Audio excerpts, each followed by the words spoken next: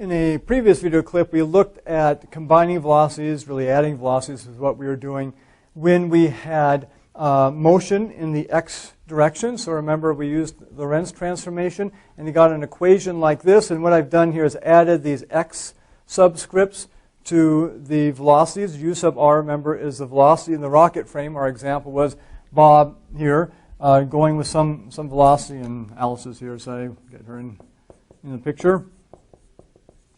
Going with some velocity v with respect to Alice's frame of reference, and shot off an escape pod in his direction of motion with velocity u sub r compared to him. And we discovered then the velocity that Alice would observe the escape pod to go followed this equation here. And we did a few examples with that just to check out how it might work. And in particular, we saw that even though the two velocities here, the velocity of Bob with respect to Alice of his spaceship, and then plus the velocity of the escape pod, if they both added up so they were greater than c just by adding them together, this equation would be such that the result would never be greater than c in terms of what Alice observed in terms of the velocity of the pod.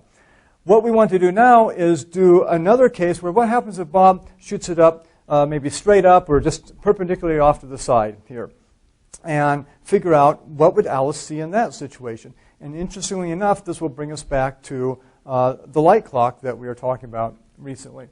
So here's the situation. Bob shoots it up at some velocity u sub r, and we'll use a subscript y to emphasize this as just in the y direction now. We could say it's the z direction, but we'll choose the y direction for that direction. And of course, definition of velocity, delta y sub r over delta t sub r. This is for Bob now. He says, how far does it go in the y direction, and what's the elapsed time for how far it's going in that direction? That's going to be the definition of the velocity. And so now let's write down a couple of equations actually for u sub ly. That's what we're after here. What does Alice observe the velocity in the y direction to be?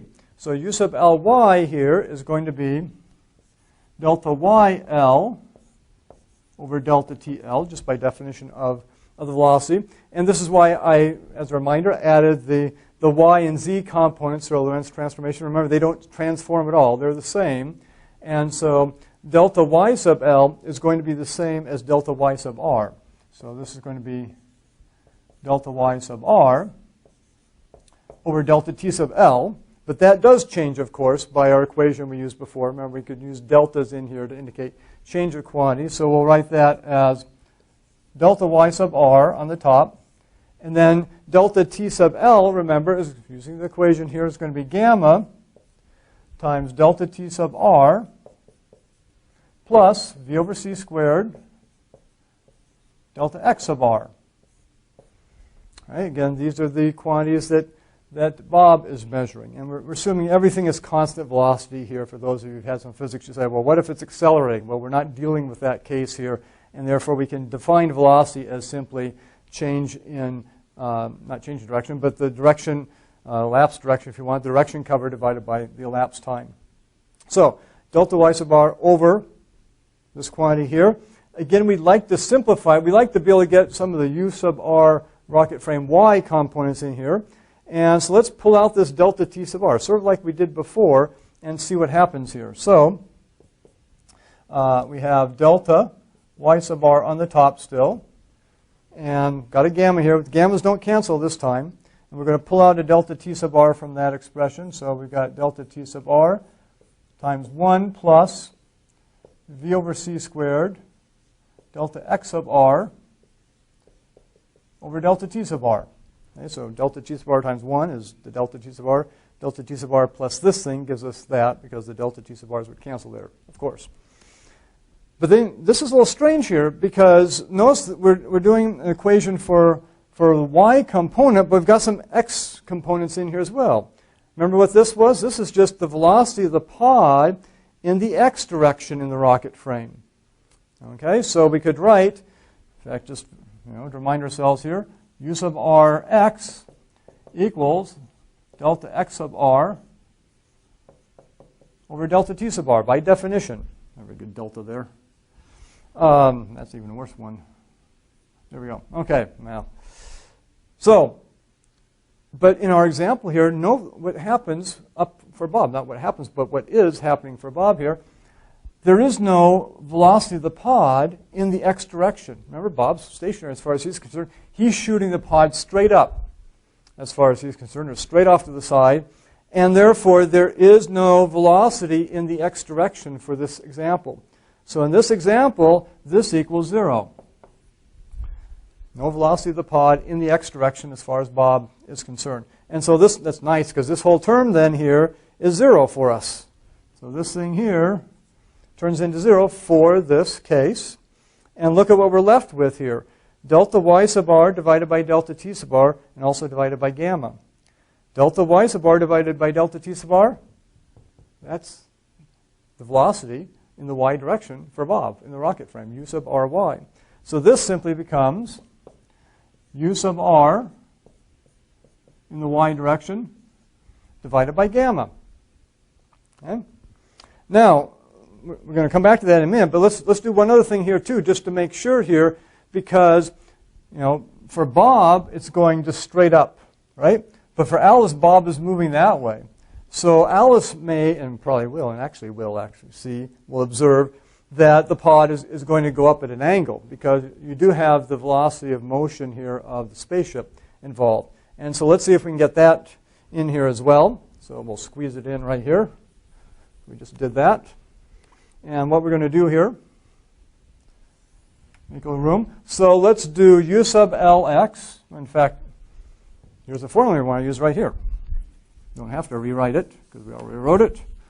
And so in this case, u sub Rx, remember we just finished talking about it, I just erased it, that's 0, right? As far as Bob is concerned, no velocity in the x direction. So I get 0 plus v all over 1 plus, well again, u sub Rx is 0 to Bob in this example. Therefore, this whole thing is 0, so I just get 1 plus 0. In fact, we did this example when we were talking about the transformation equations here for the velocity. This just gives us v. So there are two components as we talk about the velocity here for Alice. One component is just the velocity v in the x direction, because that's just the motion of the spaceship here. And the other component of the velocity in the y direction for Alice is u sub ry over gamma. So it is whatever velocity Bob sees, they're shooting up, then that's going to be divided by gamma. Note one very interesting thing here. Gamma is in the denominator. So as the velocity of light gets, not velocity of light, as the velocity of the pod shooting up here gets faster and faster, closer to the speed of light, remember what happens to gamma? Gamma gets close to infinity. And therefore, this whole thing, no matter how big this velocity is, this is like something divided by a very, very, very big number. This goes to 0. So this approaches 0 as v approaches c, or gamma, another way to say it, gamma approaches infinity.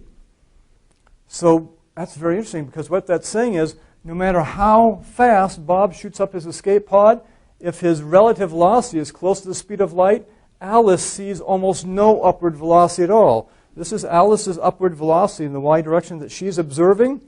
If gamma is very large, if Bob's velocity is very close to the speed of light, this whole thing goes to 0. And all she sees is the sideways motion from the x direction, v. And the reason, I mentioned the light clock a minute ago, because remember, we did an example with the light clock where, of course, the light clock, so here's Bob's light clock, moving with velocity v in that direction. And, of course, we saw from Alice's perspective, the light beam goes up here, and then, well, down there, so the light clock has to get a little farther over there. And we talked about, as v gets closer and closer to the speed of light, remember that, get the green in here again, that this light beam can never catch up to that upward mirror. Because if this gets close to c, then this light beam has to travel too far to the upward mirror, and by the time it essentially gets there, the mirror would be farther away. And in fact, as it gets very, very close to c, this triangle gets very, very elongated, and in fact, this light beam never gets up to that top mirror, and it's frozen. The light clock, as Alice would observe it, if Bob could go by at the speed of light, which he can't, but if he gets very, very close to it, it's almost like the light clock is frozen. It ticks very, very slowly. It's just a time dilation effect.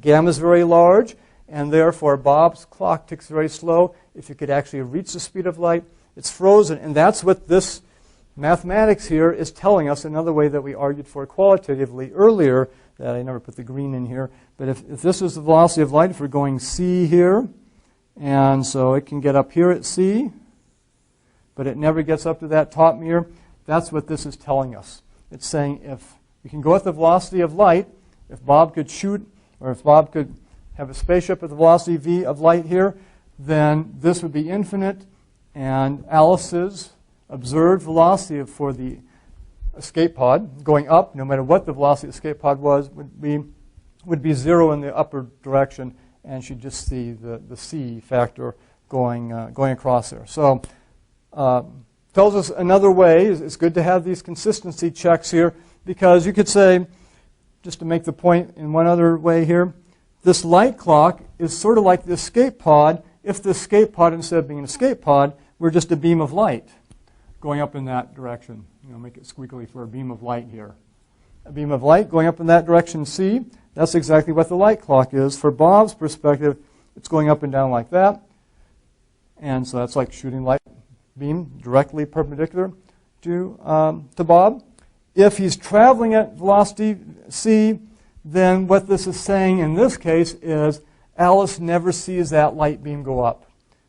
She just sees Bob go this way, and the light clock is frozen in that instance. So an interesting confirmation of some of the other things we've done. This is one of those things sometimes it takes a while just to sort of mull it over, think about it, work through it, convince yourself of that it actually makes sense, put in some numbers, try things out, sort of get a feel for what's going on here.